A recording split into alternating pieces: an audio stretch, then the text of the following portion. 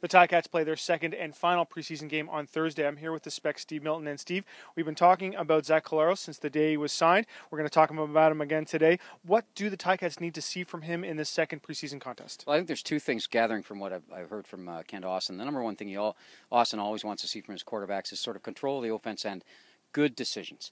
The offense is all about decisions. It isn't every single offense, but this one more than most. I think just the way they allow decisions to be made between the receivers and the quarterbacks. The other thing, and he alluded to this, I thought twice today, under pressure, do his mechanics hold? Because he's been working on his feet mechanics, and I talked to him a little bit afterwards what that meant, and that means keeping your feet no more wide than your shoulders, right? Other than that, if you keep your feet wider than your shoulders, and normally if the guy has a problem, and obviously that's something they've been working on, will that happen under stress? Can he maintain that technical thing that Austin's been working on? Because if he doesn't, what happens? The ball goes high. This game will be played at Varsity Stadium on the University of Toronto campus. Some history there for, obviously, for the CFL, for the Argonauts, for the Ticats a little bit, and for you. That's where I saw my first game in the CFL. I think I was 8.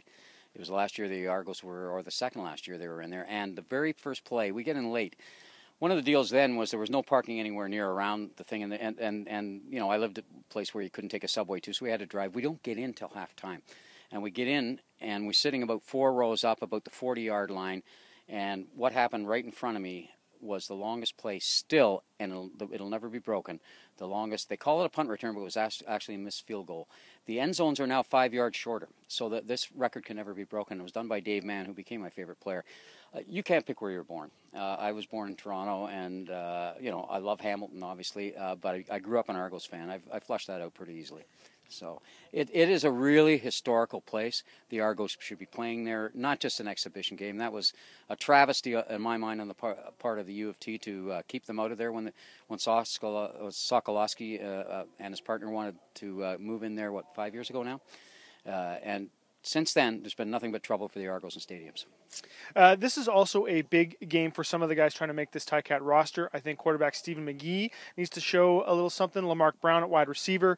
There are a couple other guys who I think are looking to make their mark and make this team. Yeah, absolutely. I think overall, Drew, they don't have as many cuts to make from the overall roster. I don't think the decisions are as hard there as they are within who's going to play on the 42 as opposed to the 46, and who within those 42 will start. But they've got another week to make their mind up here. Yeah, there's 3 or 4 guys. I mean, you could even look like a guy like James Parker on the in the defensive backfield, guys like that. James Rogers. Did I say? I'm sorry. Yeah, James Rogers.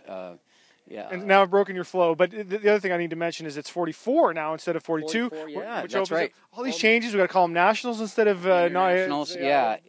I mean, in one way, it sort of simplifies it, but in another way, it's hard for especially old guys to get used to all the different changes, and that's one of the reasons I think the sort of who gets cut totally from who will be leaving town is a little easier than who will be actually playing during the games and will be starting during the games. That I think will be a year-long difficult decision based on momentum, injuries, opponent, and who's playing well at the time. Make sure you check out Thursday Spectator for a full game preview reporting from McMaster University with the Spec Steve Milton. I'm Drew Edwards.